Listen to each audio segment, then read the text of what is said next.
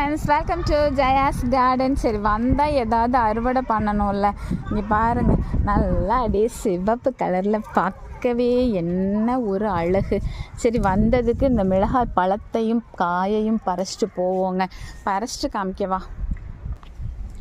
இந்த உருண்டை பச்சை மிளகா இருக்கு இல்லையா, அது மட்டும்தான் கொஞ்சம் கிடந்தது அதிகமாக. சரி, ஒரு நாளைக்கு இது போதும். அப்படியே கொஞ்சம் பாவைக்காய் கிடக்குது, அதையும் பறிச்சிடலாம் ஃப்ரெண்ட்ஸ். வெள்ளை பாவைக்காய் பறிச்சிட்டு கூட உங்ககிட்ட காமிக்கிறேன்.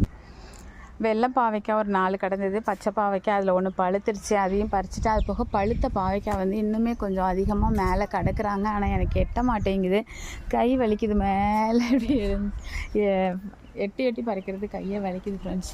இது பார்த்திங்களா, அந்த ஒன்று இருக்குது, அப்புறம் இந்த இருக்குது.